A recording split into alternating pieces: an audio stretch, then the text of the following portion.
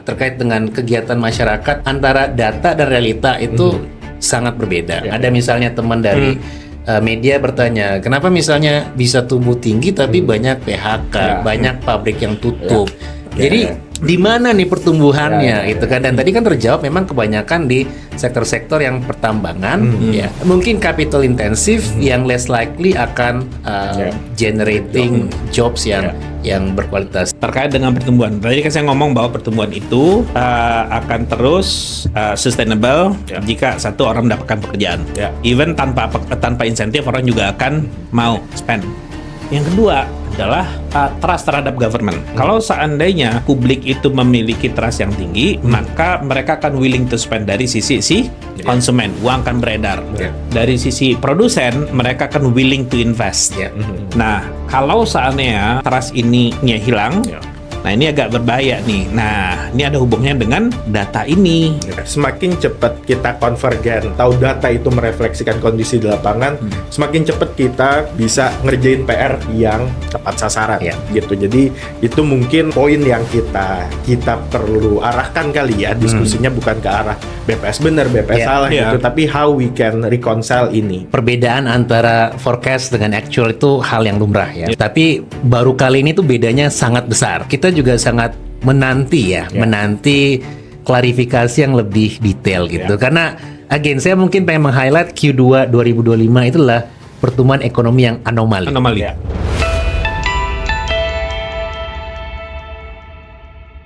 Oke. Selamat pagi, siang, malam Bapak Ibu semua, penonton podcast LPM. Hari ini saya, Teguh Rifki, akan membahas topik yang mungkin sedang banyak dibahas oleh masyarakat saat ini. Nggak hanya masyarakat, perusahaan, bahkan dari beberapa agensi pemerintah juga penasaran terkait hal ini. Hari ini saya akan ngobrol dengan Bang Jahen, Wakil Direktur LPM, dan Pak Fit Adrison, peneliti senior LPM. Oke, ngobrol apa nih kita hari ini? Apa yang lagi seru? Ini gaya bocor halus kalau kayak gitu. Oke, mungkin pertama data yang paling standar kalau kita mau ngobrol soal ekonomi, pertumbuhan ekonomi gitu. Jadi mungkin sedikit background, kita ini udah tumbuh 5% itu udah lama banget gitu. Udah dari 2010-an itu 5%. 5% paling plus minus sekian segala macam. Ada commodity boom naik sedikit 6%, terus Covid turun sedikit. Lagi-lagi balik ke 5%. Dan kemarin kita di beberapa report kita itu sudah suspek bahwa mesin pertumbuhan ekonomi kita itu udah nggak sampai 5% gitu. Kelihatan dari Q1 kemarin gitu, dengan ada Ramadan dan biasanya quarter yang banyak spendingnya itu kita jauh di bawah 5%, 4,87. Nah, tiba-tiba kemarin kita semua dikagetin dengan rilis BPS kita. Kaget Tumbuh lumayan. Kaget. Semua kaget 5-12%. Ada yang bilang waktu di bawah 5% pada percaya, kalau di atas 5% nggak ada yang percaya. Nah, ini mungkin kita coba bahas. Pertama mungkin dari Bang Jahen. Secara umum ngelihatnya gimana nih Bang dari rilis BPS kemarin? Oke, jadi dua hal kali ya. Satu, kita di LPM itu biasa bikin rilis outlook ya, Ki ya. Sebelum BPS merilis, LPM juga akan coba exercise kira-kira berapa sih pertumbuhan ekonomi. Dan yang namanya forecast itu banyak ruang untuk salah. Nggak selama forecast itu benar. Ya pernah kita benar sampai 2 digit terakhir, cuma seringkali kita salah. Karena emang ekonom itu tugasnya adalah bikin proyeksi dan menjelaskan kenapa mereka salah memproyeksikannya. Tapi yang menjadi concern sebenarnya adalah ini nggak hanya beda dari perhitungan LPM, ya kan? Jadi kalau konsensus banyak pihak itu pertumbuhan ekonomi mungkin sekitar 4,8 ya.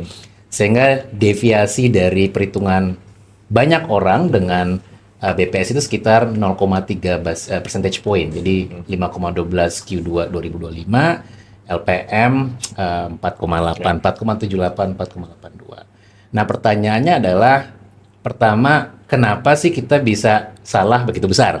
Ya kan? Yang kedua, given banyak informasi yang kita dapatkan selama Q2 2025 yang apa ya, ceritanya itu bilang bahwa ekonomi melambat, banyak PHK, perusahaan juga malas untuk ekspansi. Kenapa tiba-tiba kita melihat pertumbuhan yang tinggi?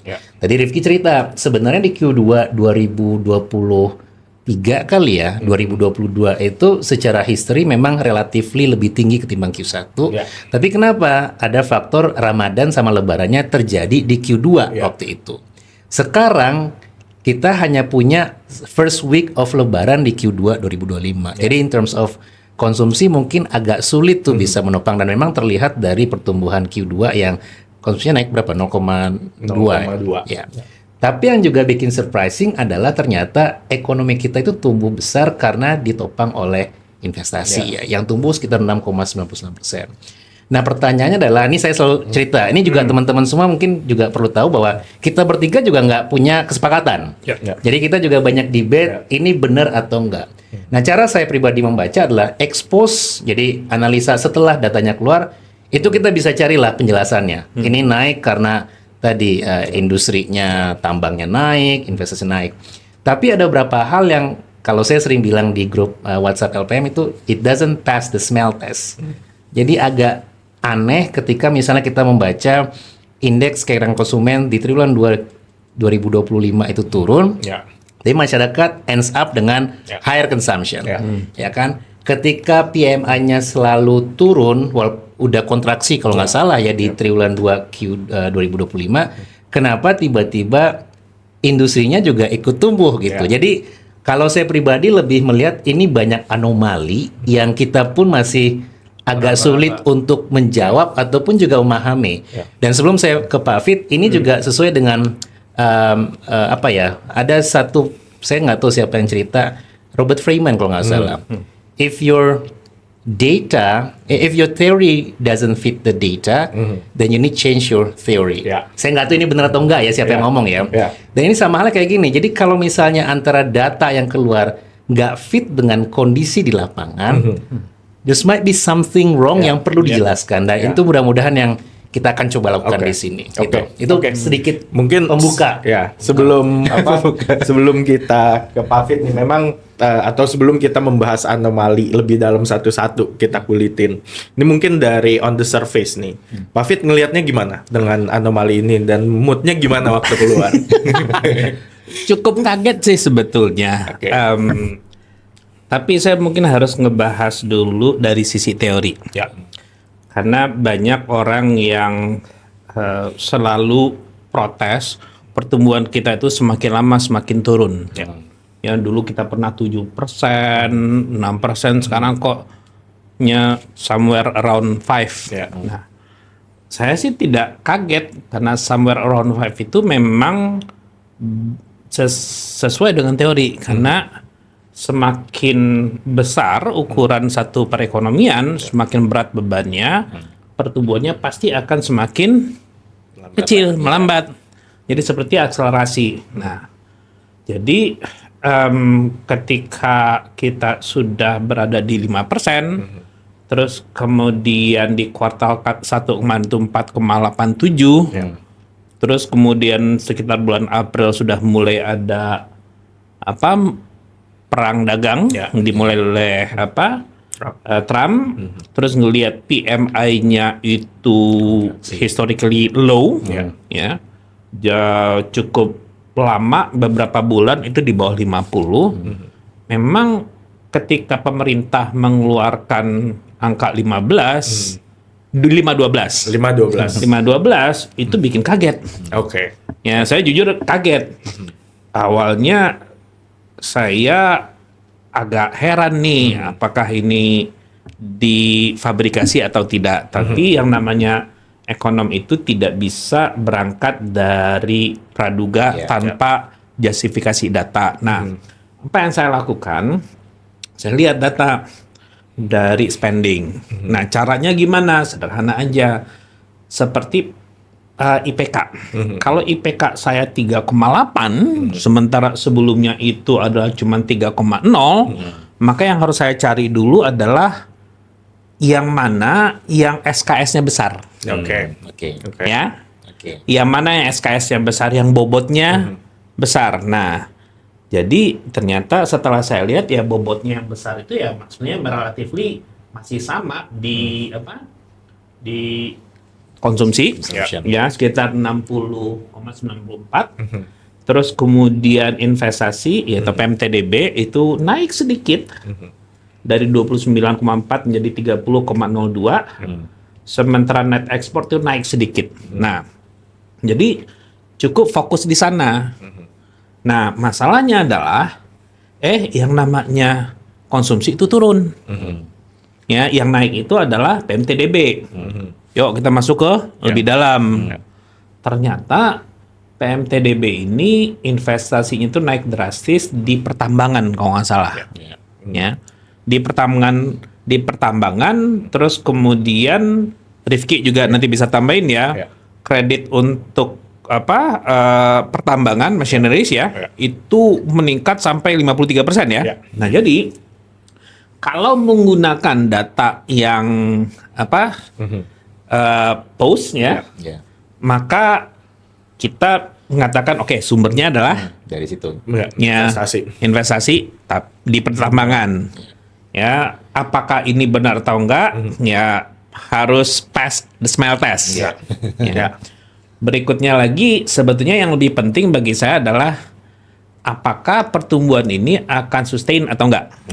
Nah, mohon maaf ya bagi yang menonton ini mungkin ada anggapan kok Pak Fit pesimistik gitu ya.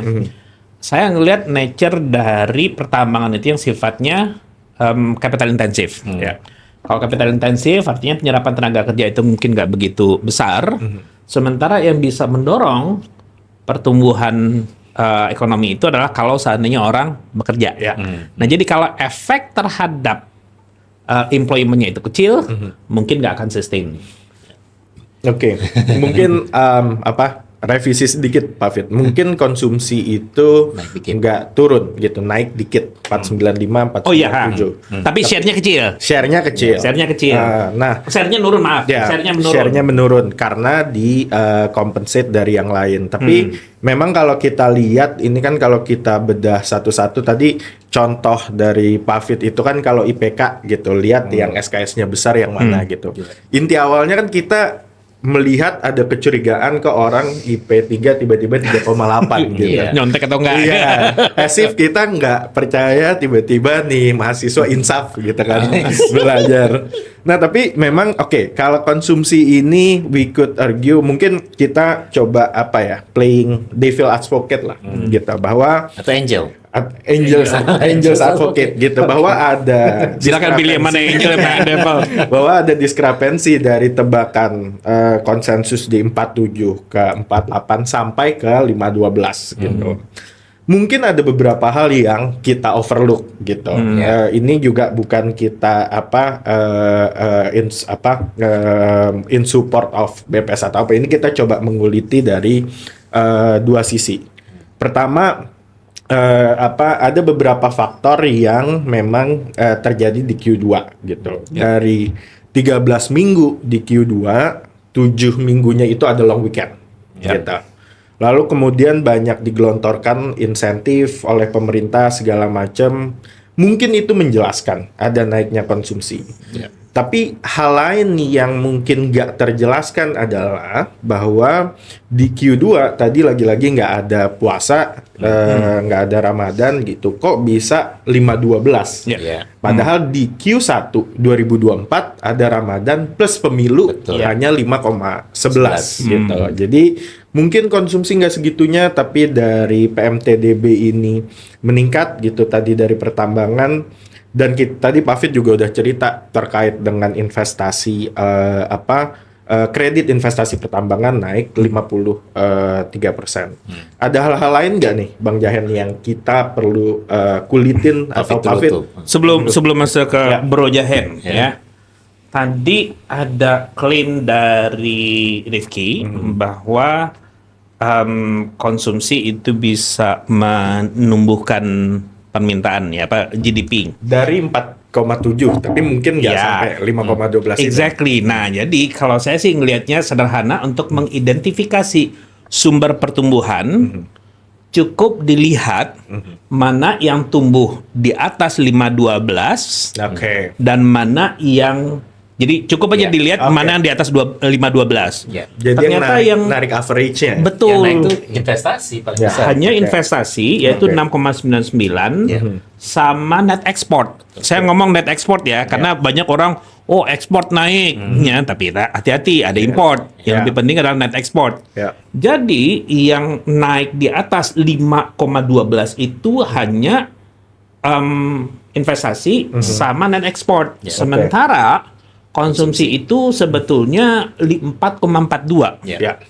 Kalau 4,42 ya, ini dari 3 itu ya rumah tangga, NPRT sama pemerintah itu on average seluruhnya adalah 4,42. Artinya memang di bawah Ya. rata-rata. Jadi Ya. memang kelihatan bahwa dikasih insentif, ada beberapa penurunan tarif, tapi tidak bisa mendongkrak pertumbuhan. Nah, silakan ke Bro Ajaib. Iya, tadi juga kita sempat diskusi kan PPN nggak tumbuh. Iya. Ya. Jadi kan salah satu indikator yang menunjukkan bahwa konsumsi itu terjadi Dari PPN. Dari PPN. Ya. Karena kan setiap nanti beli apa kopi kena, sorry Iya. nggak boleh nyebut merek. Kopi yang diingat, kopi yang diingat. Iya. Dan sebagainya itu Iya. pasti akan terefleksikan dari penerimaan PPN. Iya. Kita nggak menemukan itu. Ya. Ya. Terus juga saya dapat, cuma ini kita belum bisa ngulik data Ya. lebih detail ya Ki ya. Ada teman yang share corporate revenue di Oke. Q2 2025 itu biasanya akan konsisten patternnya dengan Oke. PDB. Oke. Tapi pattern itu berubah hanya di Q2 2025. Oke. Jadi itu menandakan bahwa ketika PDB naik, kok ada data yang menunjukkan perusahaan malah nggak bisa menjual barangnya. So who's the buyers of their products? Ya. Atau apa yang terjadi dengan perusahaan-perusahaan ini? Sama yang ketiga, ini banyak lagi anomali yang kita dengarkan tadi. Konsumsi misalnya, Rifki bilang ada banyak Hari libur. libur. Ya. Ya. Terus memang kalau kita lihat dari berita kan sekarang ada teknologi apa Rojali, Rohana dan sebagainya. Jadi Rohalus dan sebagainya. Maybe liburan bisa menjelaskan, tapi kan ini menjadi policy yang kalau Pak Fit sering komplain nih. Ya udah kalau misalnya pemerintah pengen naikin PDB tinggal banyakin aja liburannya. Ya. Karena terbukti akan meningkatkan Ya. perekonomian kan Pak. Ya. Kita nggak perlu pemilu, Ya. kita nggak perlu Liburin Ramadan aja terus. sebenarnya Liburin. banyakin aja liburnya. Jadi keputusan 18 Agustus juga tepat Oke. sebenarnya buat Ya. meningkatkan konsumsi. Nah ini yang kita agak sulit untuk memahami. Jadi kami juga sangat sangat hati-hati dalam melihat anomali ini. Jadi anomali ketika tadi IKK-nya relatifly menurun ya, walaupun belum kontraksi. Dan kita juga di rilis Outlook kan melihat IKK itu justru yang optimis yang 5 juta ke atas. Iya, Ya. betul. Jadi kalau kita pecah tuh Bapak Ibu semua pendapat based on pengeluaran ya. Itu IKK yang optimis hanyalah yang mereka punya pengeluaran di atas 5 juta. Ya. Masih di atas 100 cuma trennya meningkat. Yang di bawah 5 juta itu malah mengalami perlambatan indeks keyakinan. Ya. Jadi ini kan juga masalah kalau di teori kita belajar soal ekspektasi ya. Jadi kalau ekspektasinya ke depan akan melambat, perekonomiannya akan memburuk, orang biasanya akan mengurangi konsumsi untuk durable goods. Ya. Ya kan dia nggak akan beli Mobil, kulkas, Mercy dan sebagainya gitu. Tapi orang akan mungkin banyak saving atau juga buat memenuhi kebutuhan sehari-hari. Nah, kita melihat itu di dalam indeks keyakinan. Jadi again anomali yang agak sulit tuh untuk melewati again the smell test. Dan saya juga mengeko apa yang disampaikan Pak Fit. Kalau memang benar pertumbuhan kita itu simply karena kenaikan PMTB, ini akan sangat sulit untuk dijaga di Q3, Q4. Pertama adalah tadi kapasitas kita untuk meningkatkan investasi kan sangat rendah. Kalau dilihat dari realisasi PMA dan PMDN itu emang ada lonjakan yang cukup signifikan tuh dinilai PMDN sekarang. PMA-nya turun. Nah ini juga perlu dijawab nih kenapa PMA turun. Kenapa orang nggak mau lagi meningkatkan investasi Indonesia. Nah kalau misalnya ini terjadi ya tadi this is not gonna be sustained dan justru akan membuat banyak pertanyaan. Tadi juga kita sempat discuss, kemungkinan besar juga orang akan relatively less percaya dengan apa yang terjadi gitu. Jadi kalau misalnya mereka di lapangan melihat, oh kayaknya susah nih buat menjual barang gitu, tapi indikator ekonomi bilang positif, siapa nih yang perlu kita percaya, dan itu akan pasti mempengaruhi ekspektasi dan decision dari banyak pelaku usaha di Indonesia. Oke. Nah, ini menarik nih. Tadi Bang Jahan sempat sebut kalau pertumbuhan ekonomi mau tumbuh, kita kasih aja libur. Mungkin kayak zaman Gus Dur tuh bulan puasa libur sebulan gitu. Nggak, tapi memang itu mungkin poin yang kita perlu highlight ya, bahwa pertumbuhan ekonomi itu harusnya nggak rely on insentif gitu. Kita nggak bisa claim it's a win kalau misalnya tumbuh 5% berarti subsidi atau insentifnya berhasil. That's not how it's supposed to be gitu. Harusnya itu tumbuh tanpa ada insentif gitu. Dan mungkin juga kita kan udah lihat mungkin dari akhir tahun lalu atau awal tahun kemarin pemerintah genjot banyak insentif tarif, listrik segala macam. Harusnya insentif itu sifatnya temporer gitu. Jadi memang nggak harusnya menjadi penopang utama pertumbuhan ekonomi gitu. Jadi mungkin memang dari investasi. Nah, ini satu poin yang mungkin sangat di overlook dari outlook kita kemarin. Semuanya kaget dengan pertumbuhan ekonomi, jadi mungkin kelewatan untuk diskusi di box ya gitu. Nah, kemarin kita ada highlight nih, tadi Bang Jahat sempat mention investasi. Investasi ini memang nanti mungkin Pak Fit bisa cerita lebih lanjut ya, tapi FDI itu turun dari Q1 gitu. Q1 kalau nggak salah turunnya double digit, kemarin turun lagi sekitar 6% gitu. Dan ini kemarin kita bahas di box outlook kita, memang ada poin menarik terkait dengan isu perburuan rente dan korupsi di Indonesia.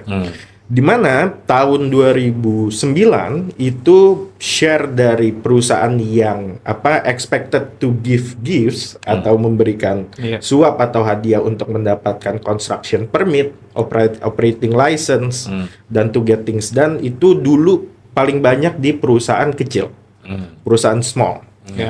Sekarang untuk ini mungkin saya ambil satu contoh, ini data dari World Bank Enterprise Survey. Percent of firms expected to give gifts to get a construction permit untuk perusahaan besar itu 60%. Jadi kalau mau buka pabrik, mau buka usaha 60%-nya udah habis buat bayar ini. 60% perusahaan diminta. Jadi maksudnya hampir 2/3 dari perusahaan besar itu quote unquote dipalak gitu. Ada 10 perusahaan baru, 6-nya pasti harus bayar buat. Betul. Berarti isu premanisme tuh real kalau dari isunya World Bank. Nah, ini akan ada hubungannya dengan smell test tadi. Nah, dan ini isu yang menarik karena dulu yang banyak dipalak itu adalah perusahaan kecil. Nah, sekarang makin besar. Tingkat. Nah, ada dua masalah di sini. Satu, perusahaan besarlah yang create jobs. Perusahaan besarlah yang produktif. Perusahaan besarlah yang punya economies of scale. Kedua, nature malak itu adalah orang malak yang malak itu punya power lebih gede. Kalau perusahaan kecil mungkin preman. Perusahaan gede yang malak terinstitusi kali ya. Mungkin bisa jadi. Ini tapi terorganisir gitu. Tapi we are hurting atau we are extracting rent more from the more productive firm yang creating jobs gitu. Nah, Pak Fit gimana nih melihat kondisi ini? Nah, untung Bro Rifki tadi mengangkat kasus itu karena memang nature-nya kalau yang namanya pemalakan bahasa pasarnya ya, itu akan tergantung dari scale-nya. Kalau seandainya hanya di pinggiran jalan ya, pasti hanya preman lokal lah yang kemungkinan besar yang yang malak minta jatah. Tapi kalau perusahaan besar ya, in term of value pasti mereka akan minta dalam jumlah yang besar juga. Artinya orang yang meminta ini juga punya power, power somehow ya.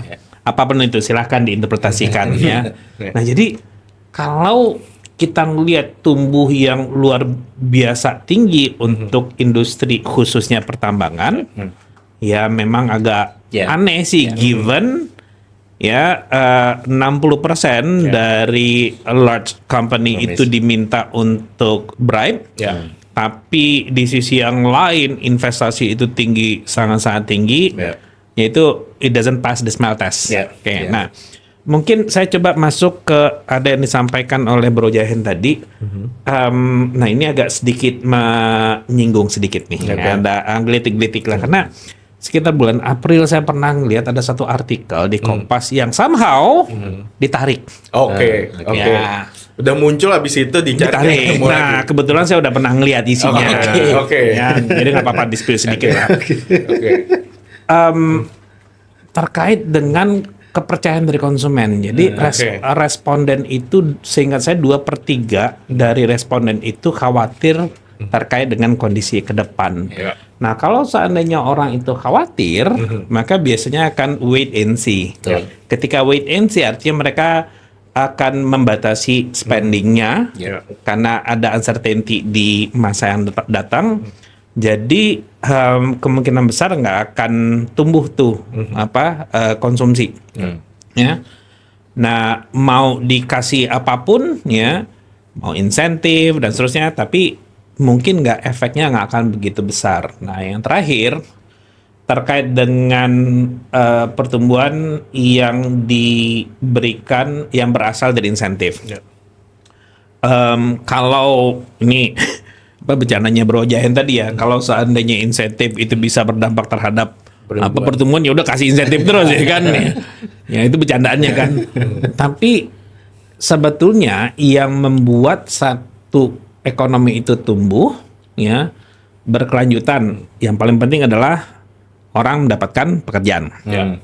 Ya, nah masalahnya bagi kita itu kita nggak tahu data yang sifatnya timely terkait dengan pengangguran.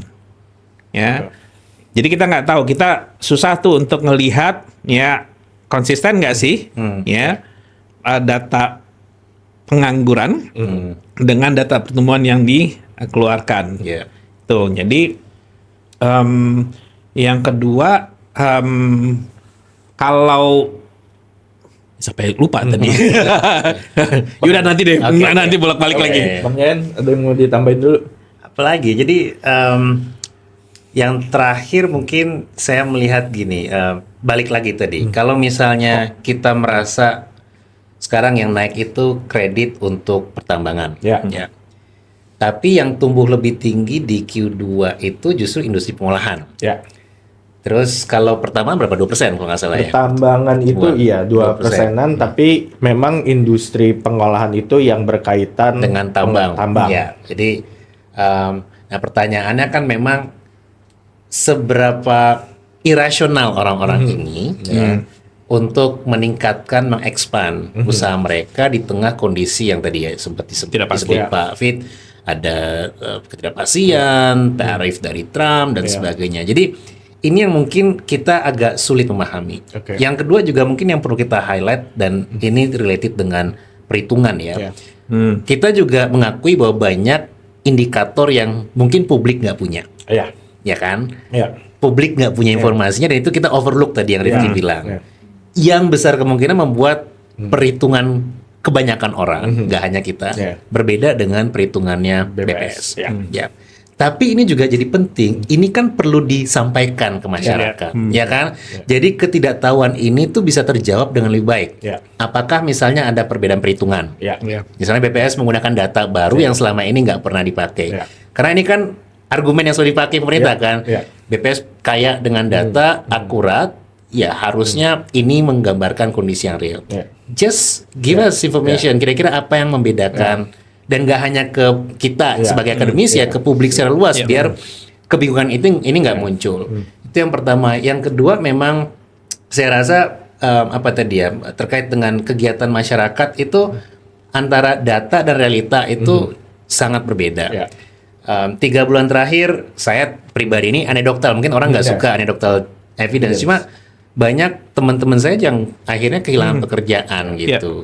Tapi kenapa ekonominya lagi oke? So how to rational all of this condition? Ini yang saya sendiri juga nggak punya jawaban. Yang ada misalnya teman dari media bertanya, kenapa misalnya bisa tumbuh tinggi tapi banyak PHK, banyak pabrik yang tutup.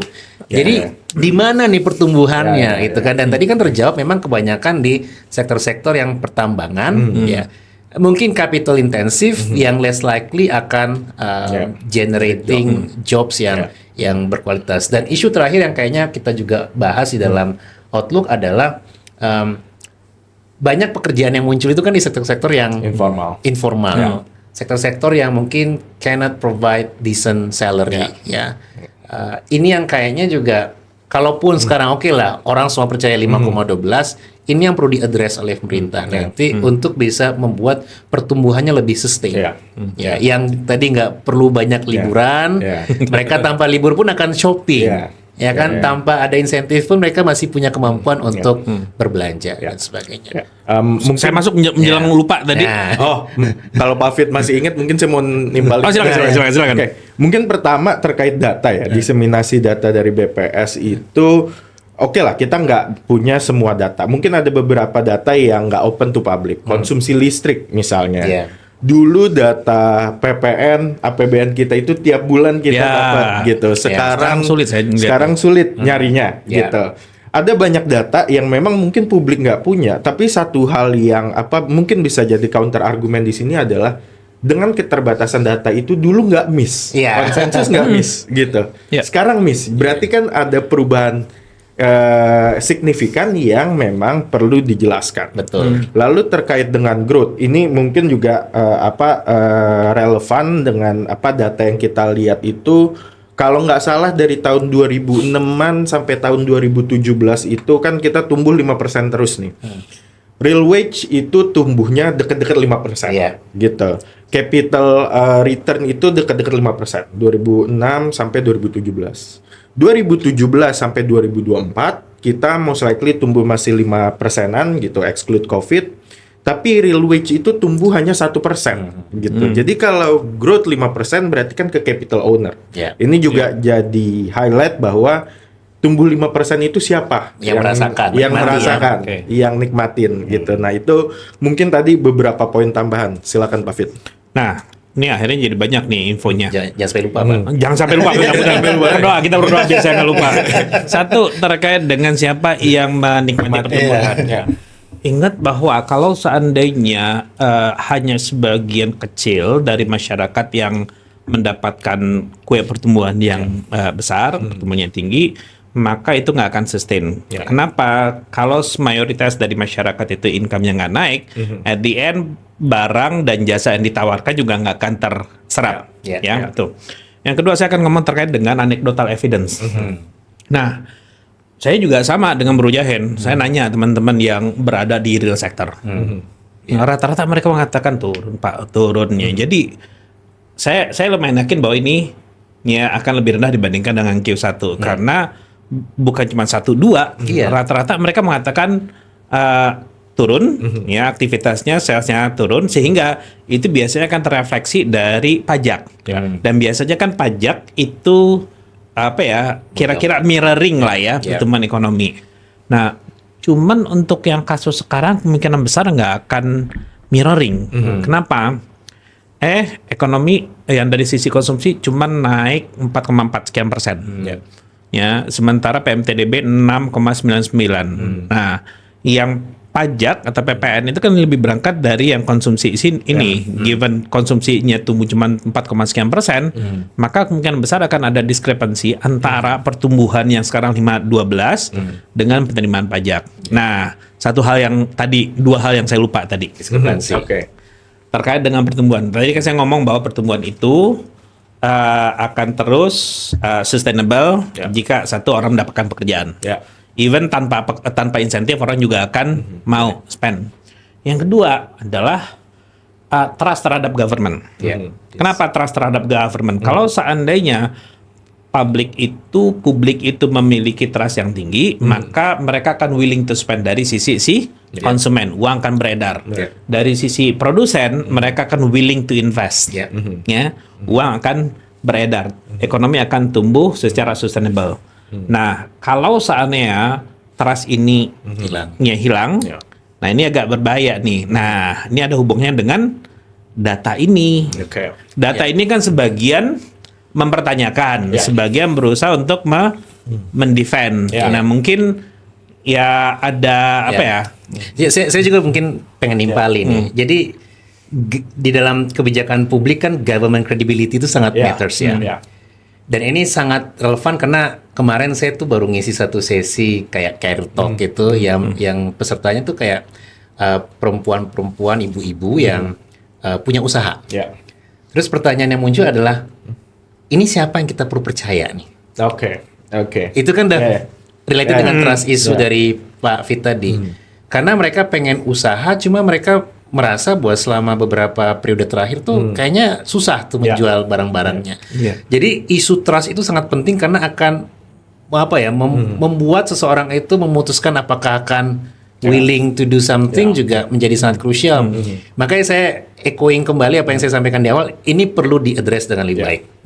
Nggak hanya ke akademisi, tapi ke publik secara lebih luas agar mereka juga bisa percaya bahwa this is dalam tanda kutip correct. Ya. Tidak ada manipulasi dan sebagainya. Karena once trust itu hilang, nggak hanya domestik yang akan kehilangan trust. Investors mereka nggak punya lagi informasi karena pasti mereka juga punya data sendiri kan Pak Fit ya. Mereka ketika akan datang ke sini pasti juga punya informasi yang akan digunakan dalam creating their own decision. Kalau mereka nggak rely, nggak percaya dengan data pemerintah, ini akan bahaya karena mungkin PMA yang turun sekarang itu akan turun lebih dalam lagi karena hilangnya trust tadi. Mungkin terkait trust ini saya mau angkat beberapa isu. Satu tadi memang dari masyarakat bingung memutuskan apakah saving, apakah dia ngambil kredit usaha segala macam. Tapi mungkin yang kedua kalau kita lihat dari narasi pemerintah itu selalu positif. Kita kemiskinan turun, pertumbuhan 5%. Ini juga yang worrying adalah takutnya terjadi echo chamber gitu dalam policy making process gitu. Artinya how we distribute incentive kalau misalnya ternyata offline. Jadi itu yang juga menjadi isu dan kemudian kalau kita 5% oke segala macam gitu nanti bagaimana formulasi policy untuk labor policy, industrial policy, dan juga mungkin dari investor, terus rating agency, gitu. Kalau rating agency nggak percaya kita tumbuh 5%, kita di downgrade, itu pun juga akan jadi cost of fund akan naik, gitu. Jadi itu mungkin isu trust itu semua pihak kena, gitu. Gimana Pak Fit? Totally agree. So in short, apakah 5,12 ini benar atau tidak sangat penting bagi institusi yang terkait untuk menjelaskan karena maintaining trust itu sangat penting. Ya seperti yang disampaikan Bro Jahin itu kan, let's say investor, mereka ngerasa kayaknya ada perbedaan nih antara apa yang kita rasakan dengan angka yang disampaikan oleh pemerintah. Should we trust the numbers or should we not? Ya kan? Nah kalau seandainya ternyata mereka nggak mau kesini lagi. Exactly. So this is really an important issue to be addressed. Dan ini juga related dengan policy making kan. Kita selalu bicara evidence based policy and data driven policy. Kalau data yang digunakan itu salah, kebijakannya akan ngaco nanti. Ya kan tadi misalnya yang merasakan dampak dari ekonomi itu kelompok atas dan pemerintah merasa everything is fine, so they wouldn't do anything after this. Padahal kan yang menikmatinya tadi siapa? Kelompok top yang gajinya tinggi. Gitu. Jadi ini akan sangat krusial nanti dan saya rasa juga pemerintah harusnya aware ya bahwa kalau datanya itu tidak merefleksikan realita di lapangan, kebijakan yang akan diambil akan salah dan again waste of taxpayers money akan sangat berdampak terhadap aspirasi kita buat jadi negara yang lebih baik. Dan mungkin ini terkait insentif subsidi ya. Kita mungkin Bang Jahan atau Pak Fit sering banget dengar di media atau bahkan ditanya media kira-kira insentif apa atau subsidi apa untuk mendorong kelas menengah ini untuk bisa tumbuh atau meningkat daya belinya dan saya selalu bilang kalau ada yang nanya gitu, kelas menengah itu sepantasnya nggak nerima insentif atau subsidi. Itu buat kelompok miskin dan rentan. Mereka itu harusnya dapat good jobs yang mereka bisa bekerja. Tadi Pak Fit sempat mention banyak orang kerja informal gitu, orang nggak ada yang belanja segala macam. Nah ini sebetulnya mungkin saya keingetan policy direction di tahun 70-an dari Lee Kuan Yew gitu. Waktu ditanya apakah Singapura ini mau jadi welfare state atau enggak. Jawabannya enggak. Karena dia itu nggak mau bikin society, terutama kelas menengahnya itu yang rely on government handouts gitu. Selain karena beban fiskalnya tinggi, masyarakat yang dia itu bisa belanja karena depend on government support. You take away their dignity gitu. Orang itu butuh merasa dia bisa independen, dia bisa provide gitu. Jadi ini yang yang waktu kita bisa bicara isu formal informal, nggak hanya isu terkait dengan uangnya nih, tapi bagaimana he feels as a person gitu to provide for his family gitu. Dan ini yang sering di overlook. Oke, kita tinggal insentif atau subsidi gitu. Mungkin itu nambahin sedikit dari yang tadi Pak Fit. Sama, agree. Jadi karena gini, bagi saya yang paling penting adalah orang punya pekerjaan atau enggak. Ya. Kalau seandainya, let's say, ya, Bro Jayan sama Bro Rifki, alhamdulillah ada pekerjaan kan, ada income. It doesn't matter apakah ada diskon atau enggak, tetap akan beli kan? Ya, tapi kalau seandainya nggak punya pekerjaan, ya mau diskon 10%, ya mau diskon 20%, apa yang mau dibeli? So yang lebih penting adalah masalah jobs ini. Gitu. Oh, satu lagi terakhir. Kan kayak gini kalau orang udah 50 plus ya, ada yang lupa gitu kan. 50 plus ya ini ya. Ya, bukan lingkaran perut, bukan. Coba kira-kira Q3 naik atau enggak? Di atas atau di bawah? Kalau lihat trennya Nggak tahu ini. Kalau sekarang mungkin sangat susah untuk membayangkan, tapi kalau lihat tren biasanya akan lebih rendah kan Q3 dibandingkan yang Q2. Oke, saya ngeliat dari dua. Satu, dari biasanya penyerapan anggaran di Q3 Q4 itu lebih tinggi dibandingkan dengan Q2 ke 1. Tapi kan ada realokasi dari pemerintah, ya. Jadi pemerintah pun berusaha untuk melakukan budget efisiensi. Nah, jadi mungkin efek dari government budget itu mungkin nggak seperti yang tahun-tahun sebelumnya. Okay? Nah, yang kedua, ini nature dari investasi. Kalau investasi ketika kita sudah ngeluarin besar di awal, berikutnya kira-kira gimana? Mereka kan lihat dampak dari investasi dulu kan. Exactly. Jadi mereka nggak akan mengeluarkan dalam jumlah yang besar juga. Biasanya big upfront, setelah itu akan mengalami penurunan. Artinya kemungkinan besar, my gut feeling akan lebih rendah. Oke. Kalau saya ngelihatnya pasti di bawah 5. Saya nggak tahu. Nanti salah lagi loh. Saya nggak tahu BPS akan rilis berapa. Gitu. Tapi kalau lihat data akan di bawah 5 gitu. Dan semakin cepat kita konvergen atau data itu merefleksikan kondisi di lapangan, semakin cepat kita bisa ngerjain PR yang tepat sasaran. Gitu. Jadi itu mungkin poin yang kita perlu arahkan kali ya, diskusinya bukan ke arah BPS benar, BPS salah gitu, tapi how we can reconcile ini gitu. Mungkin ada saya pribadi ya melihatnya bahwa kemarin dugaan 4,8 gitu, rilis 5,12, mungkin bisa jadi di atas 4,8. Tapi sampai nggak setinggi itu. Tapi nggak 5,12 mungkin. Bang Jahan punya pandangan beda, Pak Fit beda gitu. Tapi memang ada gap yang kita belum bisa rasionalisasikan dari angka-angka kemarin. Nah, mungkin terakhir nih dari Bang Jahan, kira-kira terkait ini ada kenapa sih ini jadi penting untuk kita aware gitu dan mungkin kita terus pantau. Ya, tadi satu di awal saya membuka preamble-nya, ini kan perbedaan antara forecast dengan actual itu hal yang lumrah ya. Jadi tapi baru kali ini tuh bedanya sangat besar. Dan banyak institusi yang Jadi mungkin juga perlu untuk tadi reconcile kata Rifki ya terkait dengan perbedaan ini. Yang kedua juga kita pengen tetap menjaga agar kredibilitas dari si perilis data ini juga tetap terjaga ya Pak ya. Karena tadi kalau misalnya government credibility, pihak-pihak yang harusnya kita percaya memberikan informasi yang benar itu nggak lagi dipercaya oleh masyarakat, akan berbahaya dalam kedepannya. Dan terakhir mungkin kita juga sangat menanti klarifikasi yang lebih detail gitu. Karena again saya mungkin pengen meng-highlight Q2 2025 itulah pertumbuhan ekonomi yang anomali. Ya, itu mungkin kata kuncinya anomali karena banyak pertanyaan yang kita sendiri pun susah untuk menjawabnya. Bukan karena ya kalau tinggal dilihat expose tadi gampang ya. Oh, ini naik karena pertambangan dan sebagainya, investasi. Tapi kenapa tambangnya naik? Kenapa pengolahannya naik? Kenapa konsumsi masih bisa naik? Itu yang kayaknya kita masih susah untuk menjawabnya. Jadi ini mungkin 3 hal yang menjadi at least saya pribadi concern, dan mudah-mudahan sih kita nggak punya podcast lagi yang membahas hal yang sama di Q3 2025 gitu ya.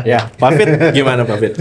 More or less sama apa yang disampaikan oleh Bro Jahen gitu kan. Concern kita lebih ke arah kita mendapatkan jadi gini, institusi pemerintah yang mengeluarkan salah satunya yang mengeluarkan angka ini itu dipercaya karena kalau seandainya kita memiliki literasi yang baik itu akan berguna bagi banyak pihak ya, bukan saja bagi konsumen tapi juga bagi investor. Nah betul ada pertanyaan sangat-sangat besar lebih ke arah kenapa tiba-tiba why-nya itu big why terkait dengan pertama apa yang terjadi yang mengakibatkan pertambangan ini spendingnya itu gila-gilaan gitu. Itu yang kita nggak bisa jawab. Karena kita bukan orang tambang, Pak. Kita bukan orang tambang. Terus yang terakhir mungkin lebih ke arah kayak gini, mungkin hanya masukan aja ya. Jika ada data yang bisa dirilis seperti unemployment per bulan, wah itu akan sangat-sangat berguna sekali. Gitu. Nah itu mungkin masukan buat pemerintah tuh naikin budget buat Sakernas, Sakernas Susenas. Itu perlu tuh. Mungkin berarti kalau saya wrap up tadi udah Bang Jahen, Pak Fit sampaikan banyak hal, banyak yang kita agak berbeda, tapi banyak juga yang sepakat. Tapi mungkin 2 hal yang kita sepakat, satu pertumbuhan kemarin Q2 ini anomali, dan mungkin kedua yang kita juga mungkin kita belum omongin tapi sepakat berarti kita udah nggak ada ngomongin 8% lagi. Kita sekarang 5 ya, berdebatnya panjang. Kalau 8% itu ibaratnya masih lebih gampang bagi membuat berat badan saya 60 kilo gitu kan. Nah mungkin terakhir yang ingin saya sampaikan, kita bertiga dan LPM itu analisisnya bisa miss, bisa salah gitu. Tapi ini data yang kita lihatnya data yang sama, interpretasi beda. Jadi kita pun sangat open untuk didiskusikan, dikritisi, dan ini memang tujuannya bukan untuk mempertanyakan data ke institusi, tapi kita pengen tahu real conditionnya atau sumber angka pertumbuhannya segini gimana yang mungkin kita missing juga gitu. Jadi dengan missingnya gede masalahnya. Missingnya gede. Tapi sama-sama tahu ini, kemudian kita bisa sama-sama duduk lebih banyak kepala untuk mikirin bagaimana kita bisa formulate economic policy ke depannya. Mungkin thank you. Thank you Rifki, Pak Fit, Bro Jahen. Mungkin kita sudahi, sampai ketemu di podcast LPM berikutnya. Thank you. Bye.